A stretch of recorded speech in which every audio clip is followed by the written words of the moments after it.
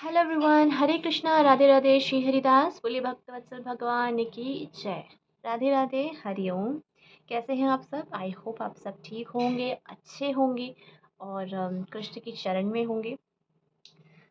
चिंता मत करना बस किसी बात की, सारी चिंताएं आप कृष्ण पर छोड़ दीजिए। ओके, सो स्कॉर्पियो, ये आपकी ज़ोडिएक साइन की रीडिंग है। तो अगर आपका सन साइन स्कॉर्पियो है या मून साइन स्कॉर्पियो है तो ये आपकी रीडिंग है। ठीक है, आप खुद को मोर किससे कनेक्ट करते हैं? Sun sign as a Scorpio मानते हैं या फिर आप खुद को as a moon sign Scorpio मानते हैं? आपकी एनर्जी किस ज़ोडिएक साइन से कनेक्ट होती है, आपके सन साइन या मून साइन में से? तो उस बारे में ये रीडिंग है। तो अगर आप खुद को as a Scorpion sun sign ज़्यादा कनेक्ट करते हैं तो ये आपकी रीडिंग है। अगर आप मून साइन स्कॉर्पियन खुद को ऐसा कनेक्ट करते हैं तो ये आपकी रीडिंग है। और अगर आपके दोनों ही सन और मून साइन जो कि अलग होते हैं हमारे, आप दोनों की ही अगर रीडिंग देखना चाहते हैं तो डेफिनेटली आप मेरे चैनल पर चेकआउट कर सकते हैं। अपने बाकी की ज़ोडिएक साइन की रीडिंग आप देख सकते हैं खुद को मोर क्लैरिटी देने के लिए। ओके, चलिए स्टार्ट करते हैं। लेकर हरि का नाम। सबसे पहले मैं आपके टैरो कार्ड्स यहाँ रख देती हूँ एंड हम स्टार्ट करते हैं आपके ओरेकल कार्ड से। तो we have yield, patience. Patience का कार्ड है आपके लिए। इट्स लाइक कि जैसे फसल जो है वो कब अच्छी होती है, जब हम अच्छे से उसकी देखभाल करते हैं और बहुत इंतज़ार के बाद फाइनली हमें अपनी मेहनत का फल मिलता है, हम अपनी फसलें काटते हैं। तो इंतज़ार का फल कुछ ऐसा मुझे नज़र आ रहा है, जैसे it's time to yield, it's time to enjoy, it's time जो कुछ भी आपने मेहनत करी उसका फल मिलने का जैसे वक्त आ गया है। अब देखना ये है किस एरिया में बात हो रही है। So you have the card of diligence. Beautiful. मैं फसलों की बात कर रही थी और देखो यहाँ पर नीचे खेत हैं, फील्ड हैं, यहाँ पर अलग अलग फसलें हैं। सो चलिए टैरो कार्ड से स्टार्ट करते हैं। Page of pentacles. मैं पहले पूरे कार्ड्स निकालूंगी आपके, तब मैं आपकी रीडिंग करूंगी। Emperor, beautiful energy. We have three of pentacles. Okay, यहाँ पर हम रख सकते हैं ना ace of cups. Wow, you have six of pentacles. Okay, अब यहाँ पर आपकी जो है, हाँ, you have seven of cups, you have two of swords. यहाँ पर स्पेस खाली है, इसका मतलब शायद हमें एक कार्ड निकालने की ज़रूरत है, जो मैं लास्ट में निकालूंगी। ओके, सो यहाँ पर आपके जो कार्ड्स हैं ना बहुत अच्छे से अलाइन हुए हैं एंड जब मैं कार्ड्स निकालती हूँ तो I just trust my intuition, जो भी कार्ड्स आते हैं। और you see, patience and yield and diligence का कार्ड है, जो दोनों एक ही बात बोलते हैं।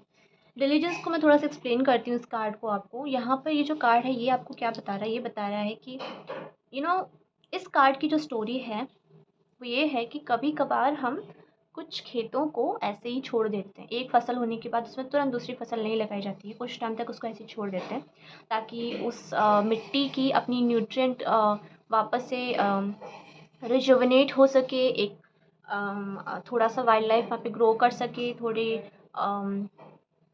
गुड बैक्टीरिया उसमें आ सके। बेसिकली बार बार हम अगर एक ही जगह पर खेती करते रहते हैं तो न्यूट्रिएंट्स का लॉस हो जाता है और जो ज़मीन होती है उसको अपने न्यूट्रिएंट्स रिप्लेनिश करने का, वापस से गेन करने का, फिर से क्या हिंदी वर्ड होगा इसका परफेक्ट,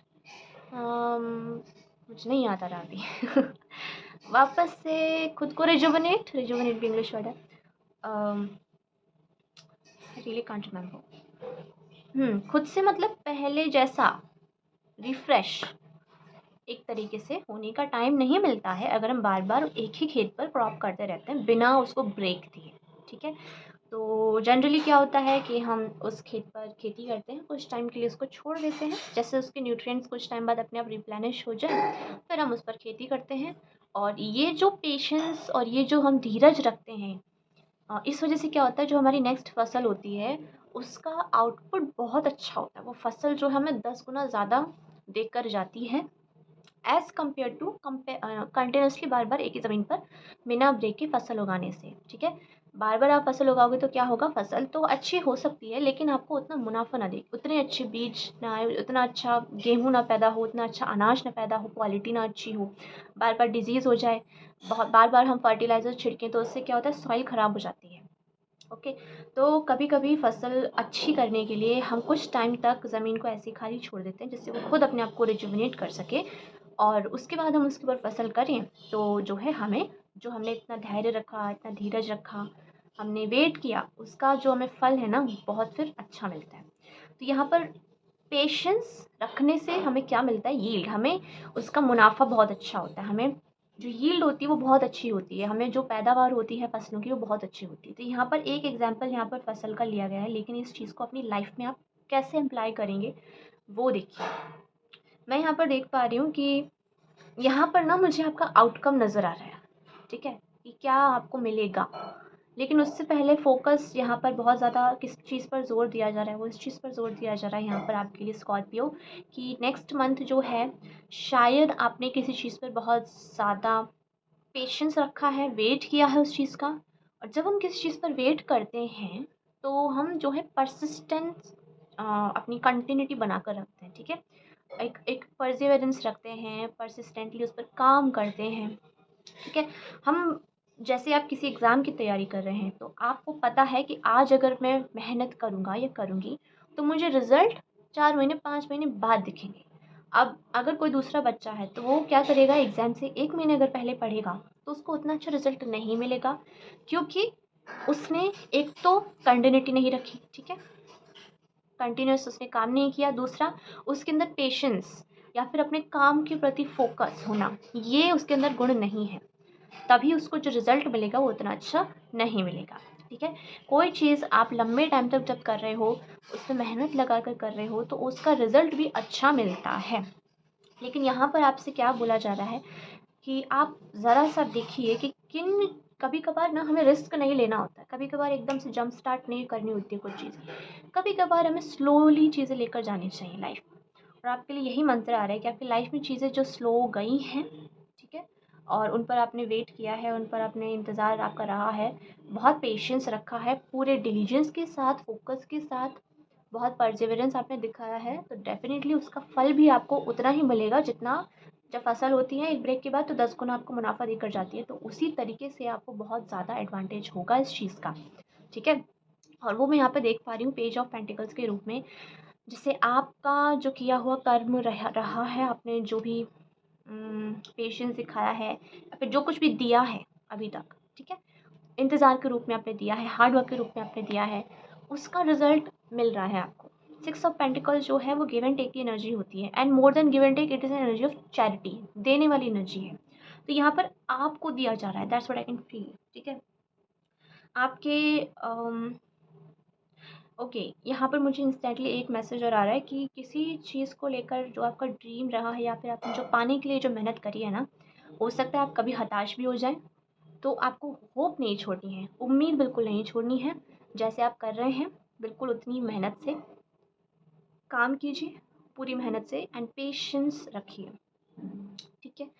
धैर्य रखिए, एंड चीज़ें अपने टाइम पर होंगी और बेस्ट तरीके से होंगी। इस दुनिया में हम आस-पास जब देखते हैं कि सब लोग के साथ अच्छे बदलाव हो रहे हैं, हमारे साथ चीज़ें चेंज नहीं हो रही हैं, तो ऐसे टाइम में अगर आपने कोई गोल सेट किया है तो उस पर आप काम करिए, ठीक है? लेकिन आपकी टाइमिंग जो है हर किसी की टाइमिंग से मैच खाए ज़रूरी नहीं है। लेकिन हाँ, आपको रिज़ल्ट उसके ऐसे मिलेंगे जो वर्थ इट होंगे आपके उस इंतज़ार के, ठीक है? कि लोगों की लाइफ़ जो अब तक फ़ास्ट चल रही थी, वही लोग चाहेंगे कि उनके साथ भी कुछ आपके जैसा ही मिरेकल हो जाए, उनके साथ भी कुछ आपके जैसा ही वाक़या हो जाए, कुछ अच्छा कुछ हो जाए जैसे आपके साथ हुआ और होने वाला है आपके नेक्स्ट मंथ में, स्कॉर्पियो।